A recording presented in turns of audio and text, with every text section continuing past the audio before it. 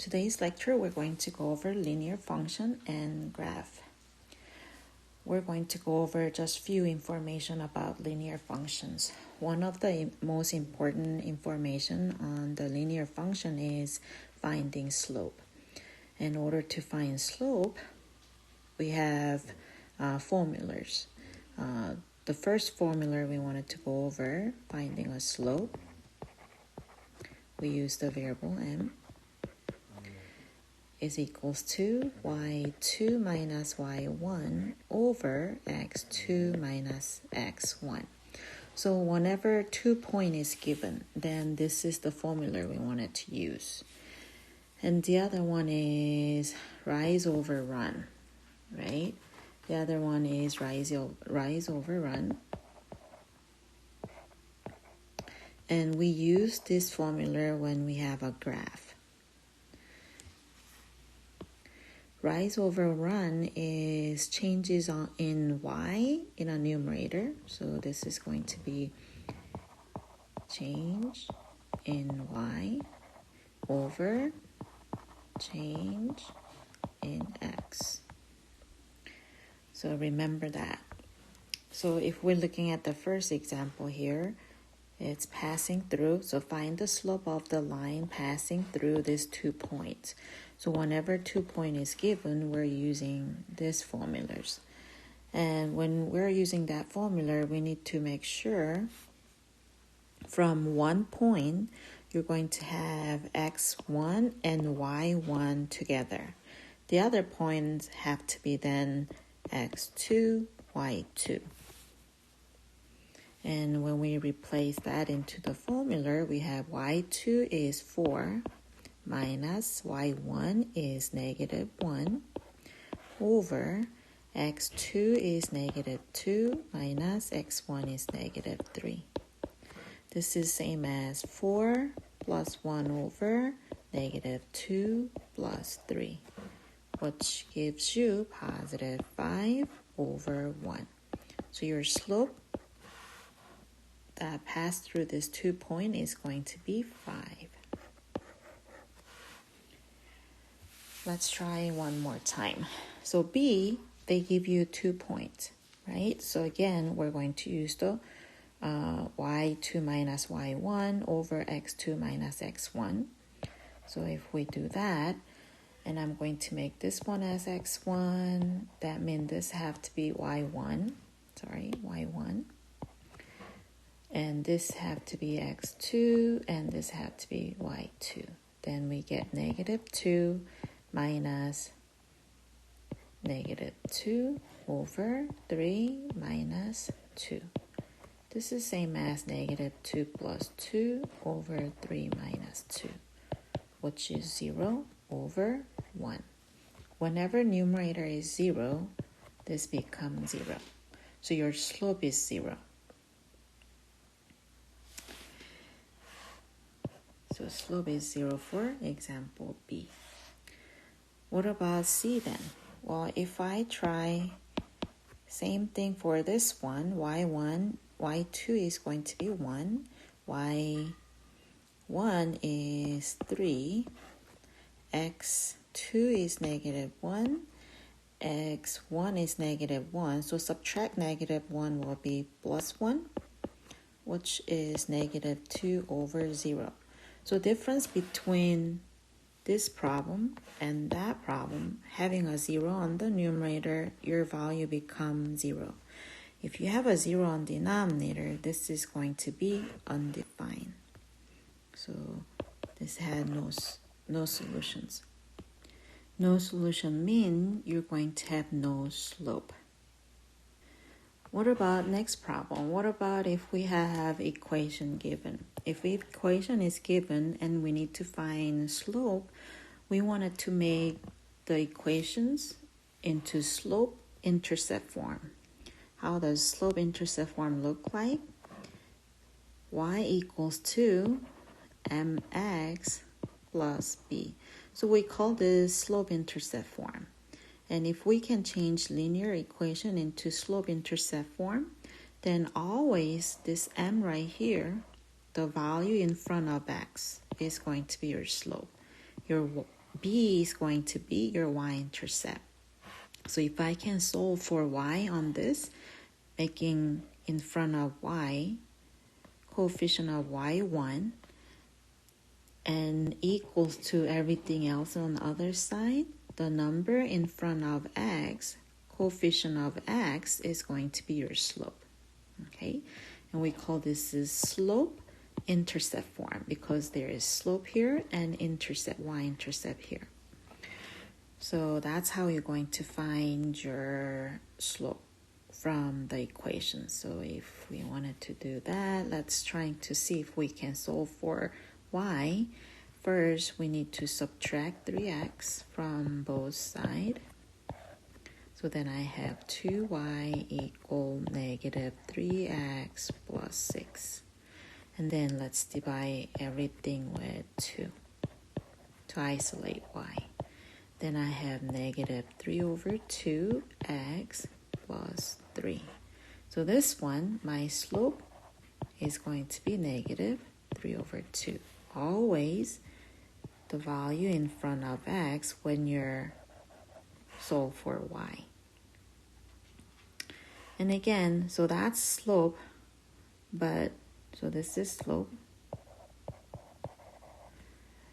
They didn't ask to find y-intercept, but if you need to, this is going to be y-intercept.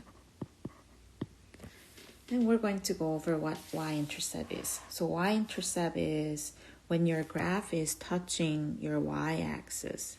So something like this one right here. This line is touching y-axis right there, and this is called y-intercept. And this is going to be x-intercept because your graph is touching x-axis, right? So this is going to be x-intercept, this is going to be y-intercept. In the example E, this is going to be x-intercept, this is going to be y-intercept. So when you look at your y-intercept, your x value is going to be always 0. Your x-intercept, your y value is going to be equals to 0. Okay, so going back to example D, so if we wanted to find the slope from the equations, we wanted to write it into slope-intercept form, and the number in front of x is going to be your slope.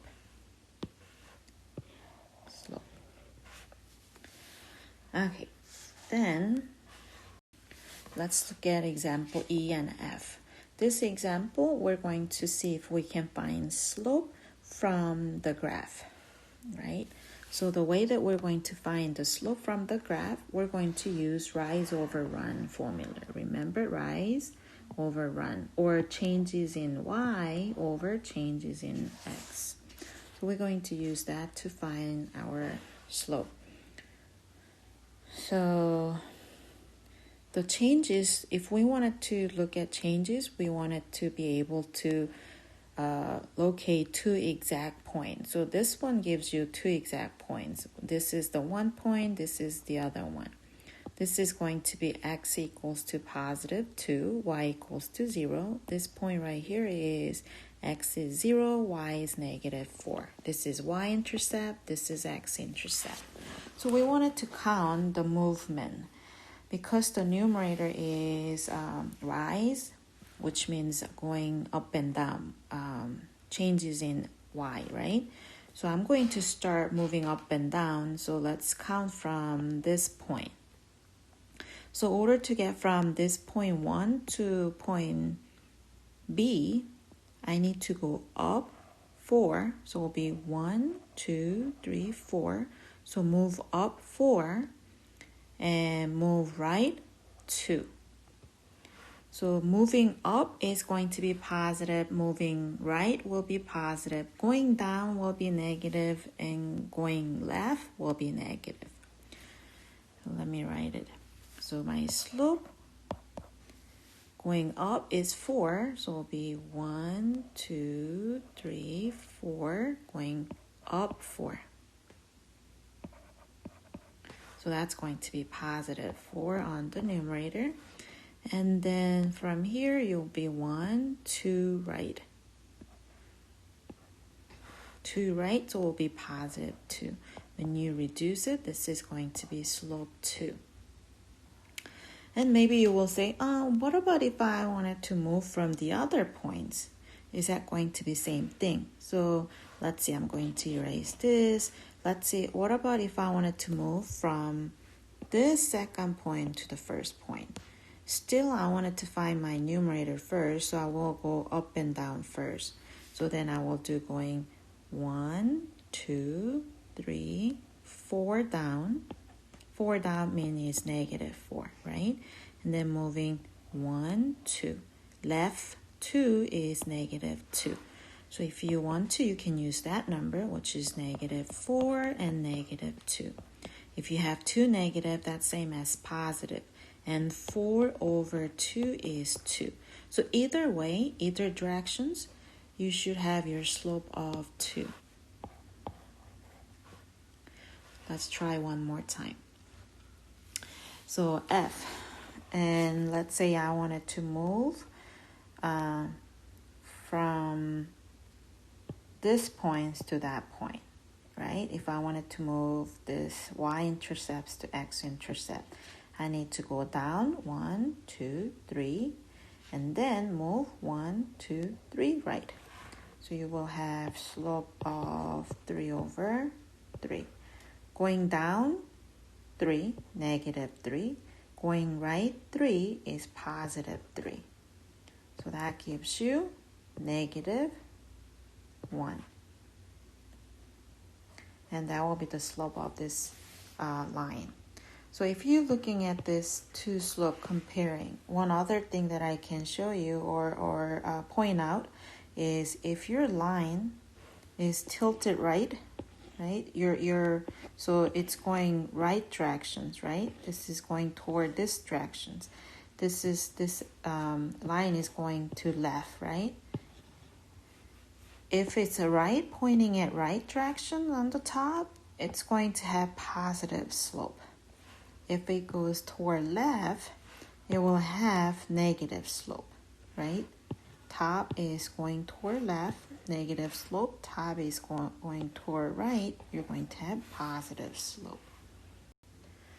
Okay, example 2. Now, the second concept that we're going to look at it in this section is how to graph. There are many ways of graphing, and I'm going to show you how to graph two methods. The first one I'm going to use is finding x and y intercept. So let's graph this one by finding x intercept and y intercept. When you're graphing linear equation, it will be always straight line. So your line will be this way or that way, or it could be even vertical or horizontal, but it's going to be straight line. One of this straight line will be your graph of any linear equations. In order to graph straight line, you're going to only need 2 points. And if we find x-intercept and y-intercept, that's going to be 2 points, right? So we should be able to graph that way. In order to find x-intercept, you're going to let y equals to 0. So in order to find x-intercept, you're going to let y equals to 0 in the equations. Then you're going to have 3x plus 2 times 0 equals to 6, which is 3x equals 6. And when you divide both sides by 3, x have to be 2, right? 6 over 3 is 2. So it means my x-intercept is going to be 2, 0 as the point coordinator. And in order to find y-intercept, you're going to let x equals to 0. When I let x equals to 0 of given equations, I have 3 times 0 plus 2y equals 6. So this whole thing become a 0. So 2y equals 6. When you divide both sides by 2, your y-intercept will be 3, right? So it will be 0, 3. And if you wanted to graph that in the rectangular coordinate system, this is going to be x-axis, this is y-axis, x-intercept will be 2, 1, 2, and y-intercept will be 3, 1, 2, 3. So 2 points. And draw the straight line that will connect that 2 points will be the graph of that functions. And that's how you're going to graph linear equation by finding x-intercept and y-intercept. The other way of graphing is using slope-intercept form. You're going to use slope and y-intercept. If we're looking at the second problem, y equals to 2 over 3x plus 2. This is slope-intercept form. So without doing anything, we can read off and find our slope being 2/3 and y-intercept 2, right? So with that, I should be able to graph. So if I have slope and y-intercept, you're going to find y-intercept point first. Y-intercept touches y-axis, so that will be 2. So that will be this y-intercept right here, that's going to be my first point. And I can find my second point using my slope. So slope is 2 over 3, so it means go up 2 from my y-intercept. So go up 2, make it 4, and move right 3. 1, 2, 3. So that will be that point right there. So since we have 2 points, draw the straight line. That will be the graph of that given equations, right? What about the given equation is standard form like this? We have a standard form given. Well, we have 2 options. We can graph by finding x and y intercept, or we can graph by using a slope intercept form, right? Finding slope and y intercept. And look like finding slope and y intercept is last work if you look at all this work I did to find this graph, right? So let's see if we can use this method on example C, right? In order to use that method, we wanted to solve for y. So then I will have 5y equal negative 2x. Divide both sides by 5, I get negative 2 over 5x. So I don't have any addition subtractions. I don't have this value right here that I had before, right? So this means my y-intercept, my y-intercept is going to be 0. And my slope is going to be negative 2 over 5. And negative 2 over 5, you can use either negative 2 over 5 or 2 over negative 5. Either way, you're going to end up finding exact same straight line. And I'm going to show you that, okay? So let's see if I wanted to graph using 0 and negative 2 over 5. That will be my y-intercept. So always find y-intercept first.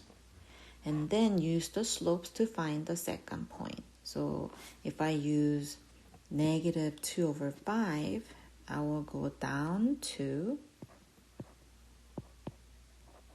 and move right 5. 1, 2, 3, 4, 5. So that will be this point right there, right? And if I draw the straight line, that will look like this, right? What about if I use the green one, which is 2 over negative 5, because that's also same as negative 2 over 5, right? Well, that's going to be still same line, but my points is going to be on the other side. So that will give you, let's see, positive, from here, positive 2, so we'll be going up 2. And then move left 5 because it's negative 5. 1, 2, 3, 4, 5. So it'll be somewhere right there. Negative 5 and positive 2. So as you can see, it will be still same line. It's just different points that you're going to find if you use negative on denominator. I also wanted to show you that what about if we only have one variable, right? Something like this one right here, y is equals to negative 4. This one is going to give you, no matter what x, your y will be always negative 4. So if you wanted to graph this, it will be look like this. No matter what, your y will be always negative 4. So it will be 1, 2, 3, 4, negative 4, and horizontal line, right? So no matter what x you're going to have, your y value is going to be negative 4, right? Always negative 4. So it will be horizontal line. It means when you have x equals to 2 like this one, right? This is going to be no matter what y you're going to have, x is going to be always 2. So that 1, 2, this is x. Your x is going to be always 2, which is vertical line, right? No matter what y you have, your x is always 2. Vertical line.